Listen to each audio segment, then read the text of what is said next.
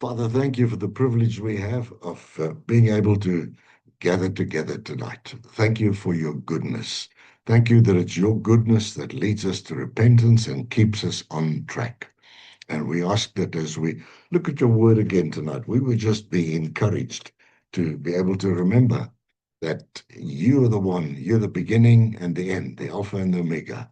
And we take your word for what happens in our lives. Thank you that we can entrust ourselves to you in Jesus' name. Amen. Would like to share something with you tonight that I'm going to be sharing at a men's conference. And it's a very interesting subject. My favorite subject, really. It's all about the grace of God. So the Afrikaans word for this conference that I have to go and speak at is spoorloos, spoorloos. And that in English means without a trace. So that's what we're going to check out tonight to see how that works and how that features. Um, we want to see what grace and forgiveness do with the past. The past may explain some things, but not must not be allowed to govern everything.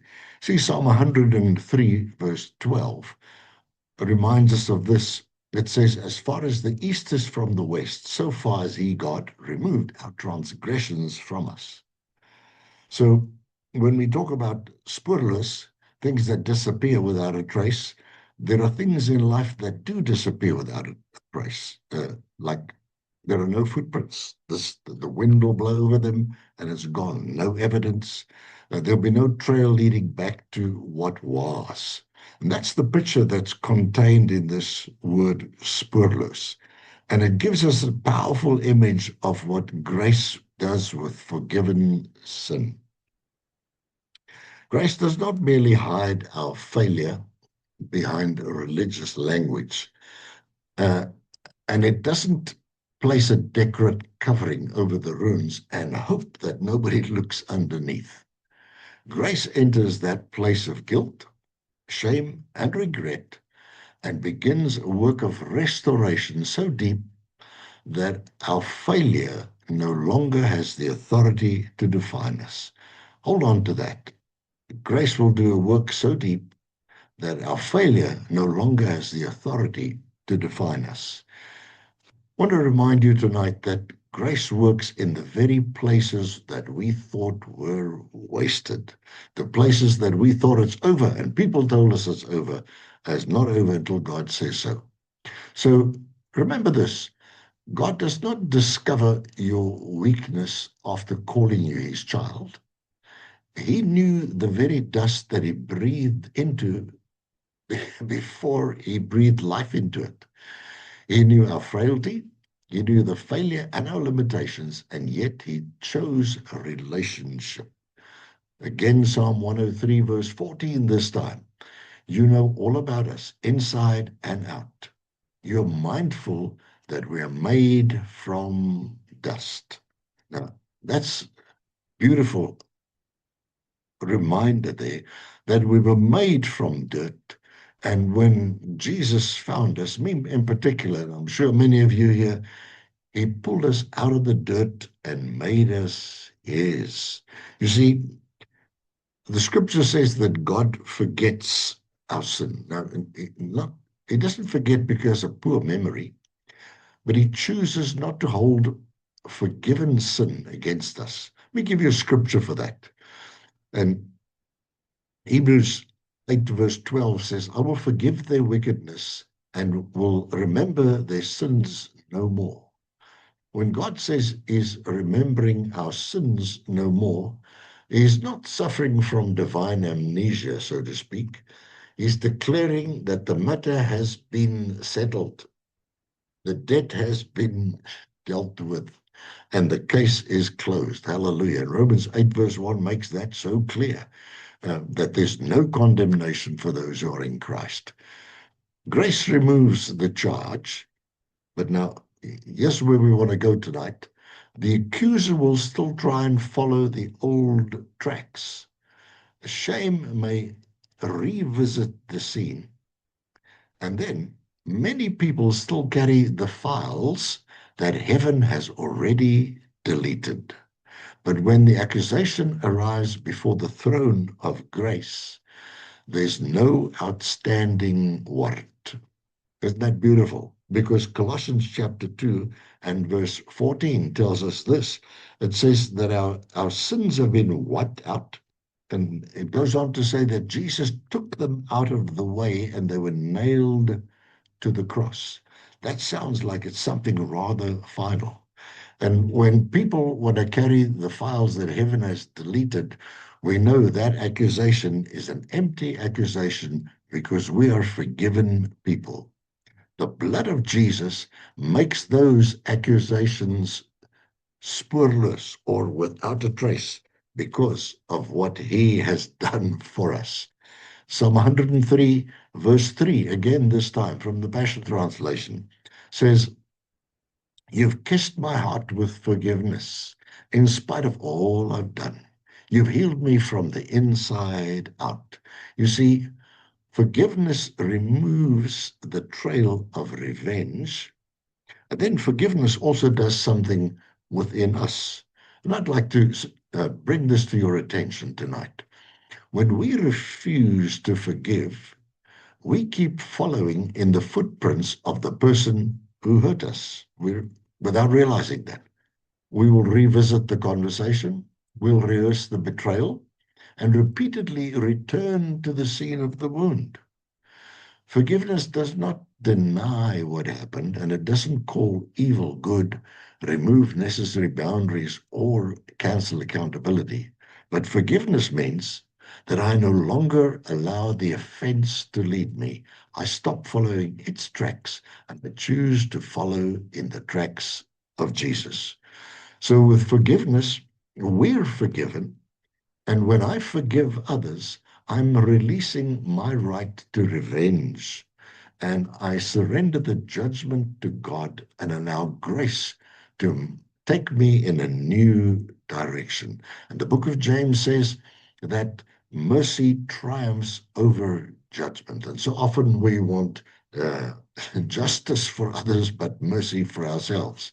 But what a privilege to be able to give what we have received. And you see, the event may remain part of my history, but no longer controls my destination. Hallelujah. And we remember this very clearly. Psalm 90, verse 12, Message Bible says, "O Lord, teach us to live wisely and well." What a beautiful promise that is, and what a beautiful request. Lord, teach us to live wisely and well. Life may leave scars. Scars remain, but shame does not. Grace doesn't always remove every memory. Sometimes a scar remains, but a scar is not an open wound. This is what a scar says. A scar says, something happened here, but healing happened here too. Can I emphasize that for you tonight? Healing happened here too. What we're simply saying is, regardless of what happened, Jesus happens, and when Jesus happens, everything changes.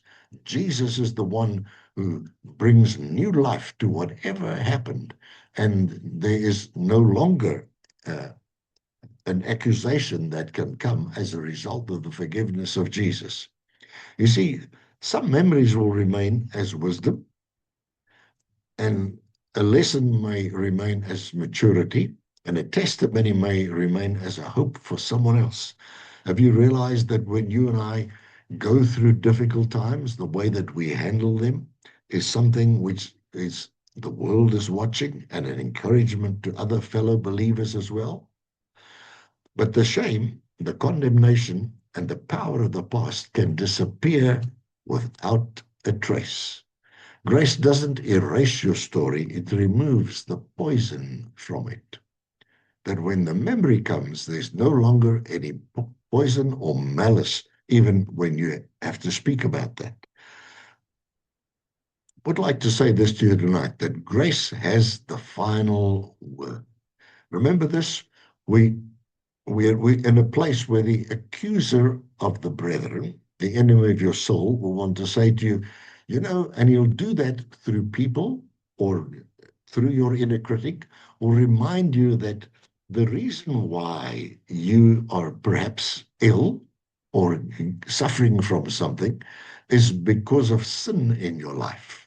Well, that's a lie from the one who would like to destroy your life with these lies. Because when grace has the final word, remember this. Hebrews chapter 7, verse 24 says, "But because Jesus lives forever, he has a permanent priesthood." Verse 25, "Therefore, he is able to save completely those who come to God through him, because he always lives to intercede for them." Now, here's a real kicker of a verse. Verse 27 of Hebrews 7 says, "Unlike other high priests, he does not need to offer sacrifices day after day, first for his own sins and then for the sins of the people. He sacrificed for their sins once for all when he offered himself." Do you notice what he's saying here? That there was daily sacrifice for the sins of the people and yearly sacrifice for the sins of the people. But when Jesus came, he ended that by offering himself. And you notice what it said? He sacrificed for their sins once for all. So when the accuser comes to tell you the reason why there's illness or whatever in your life is because of sin, remind him that Jesus paid the price for your sanity, for your salvation, and for you as a whole person. So don't entertain the accusations of the accuser. Remember, uh, he will use people to remind you of the old version of you. And some people may insist on following the tracks that God has already washed away. Well, here's what I'd like to say about that. Let them search. They might find the place where you fell, but they will also find the place where grace lifted you. Hallelujah. And it's wonderful to know that that's why we can depend on the grace and the love of God. So they might find evidence of weakness, but they will also find evidence of redemption. They might find ruins, but they will discover that God has built something beautiful from them. You see, I think of that old song that says, "All I had to offer him was brokenness and strife, but he made something beautiful of my life." That's what God does when we surrender to him. So when the enemy wants to come with people or your inner critic and discourage you from your walk with God, remember that you are forgiven and there is no trace of what God has wiped away through the blood of Jesus Christ. You see, uh, our failure may have left footprints in yesterday, but it does not have to leave footprints in tomorrow. Why? Because Christ has dealt with that, and we have given that to him. We've given him our brokenness. We've given him our mistakes, and as a result of that, we are free in Jesus' name. So, in Christ, condemnation is gone, the debt is gone, and remember this: your old identity is gone without a trace, because 2 Corinthians 5:17 says, "If anyone is in Christ, he's a new creature. The old things have passed away and everything becomes new." And we remember that the word there very clearly said that Jesus sacrificed himself once for all. It's not your salvation is not something that is on the installment basis. Jesus has done it once for all, and he's wiped out the accusations that were against us. So let's remember this, that we don't pretend that life hasn't happened to us, but grace has dealt fully with what happened. Please, let's remember that. And when grace finishes its work, our failure no longer points backward to shame. It points forward to redemption. Hallelujah. And I encourage you with that tonight to make sure that when shame wants to revisit you and memories want to come back to remind you of what was wrong and what you've done, that you keep pointing yourself to redemption and rebuke the accuser who wants to take you back to what was rather than who you are right now.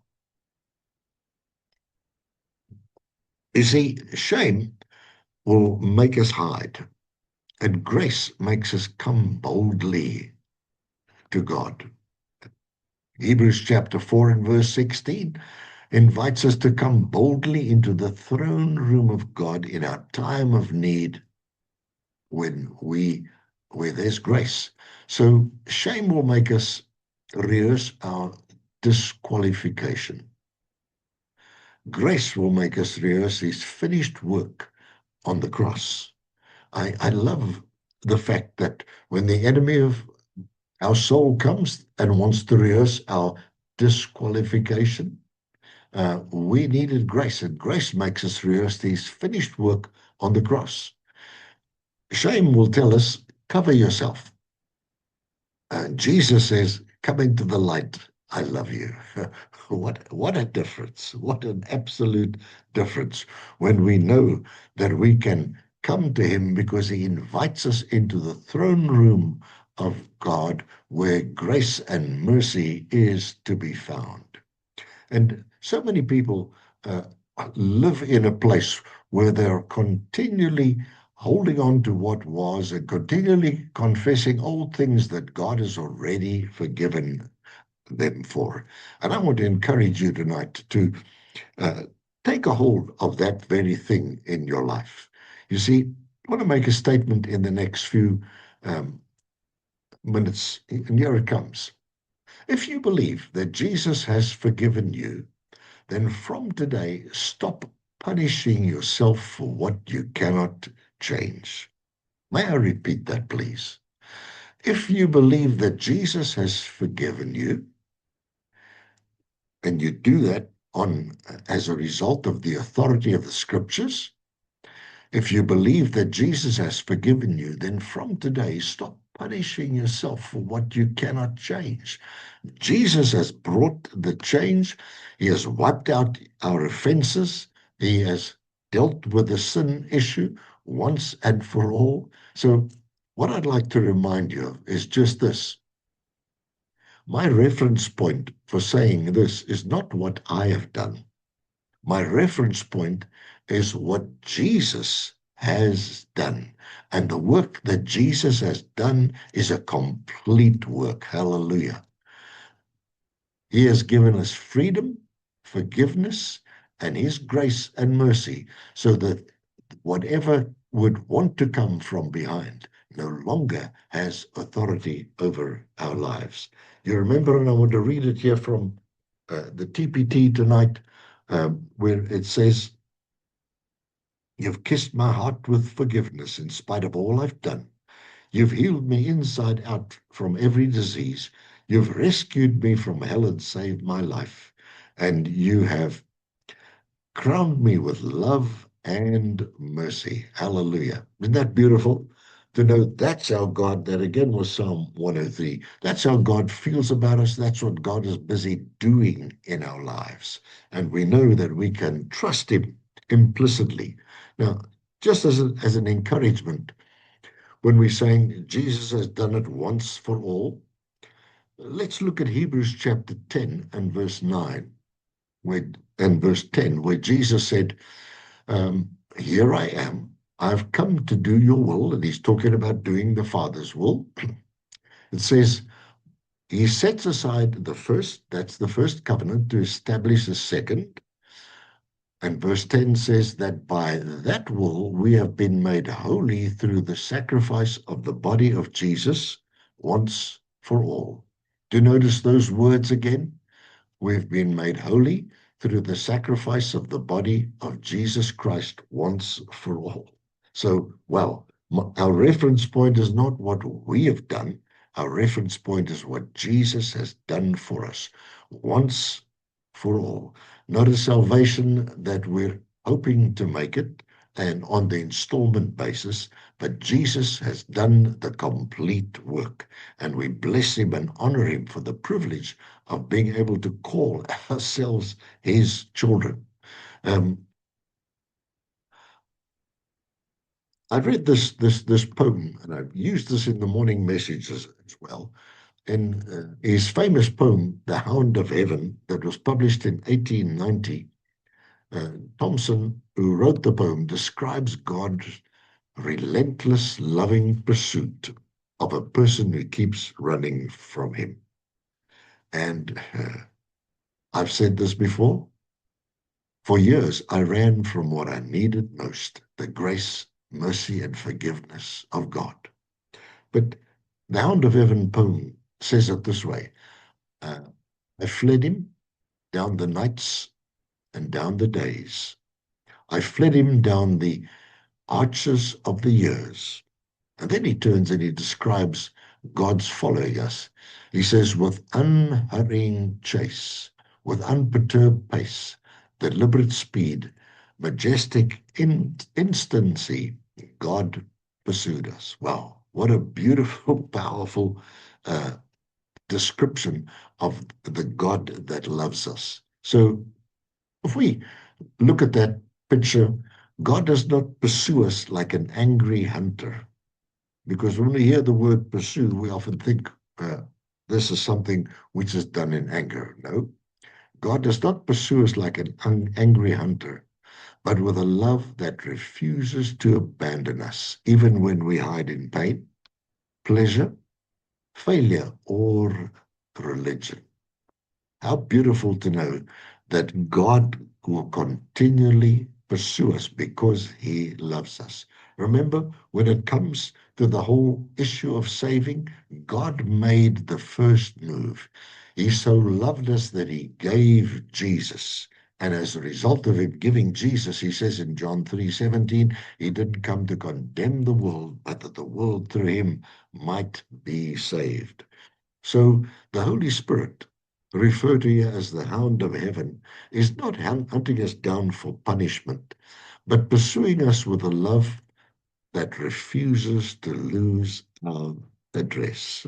I love the idea that God does not lose our address. It doesn't matter where we go, what we do. Psalm 139 makes it very clear. It says, wherever I go, I cannot shake off God's persistent pursuing of my life. He cares for you and he loves you. So tonight, we wrap this up in the next few minutes. I would like to remind you that when Jesus does something, it's done. So celebrate being forgiven. Celebrate being forgiven once for all because Jesus did it all. It's not an installment basis. Would like to challenge you with this tonight. This is a question I've asked myself.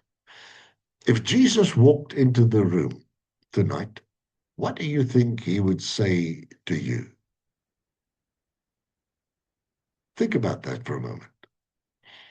May I suggest this to you? That he would open his arms wide and say the following.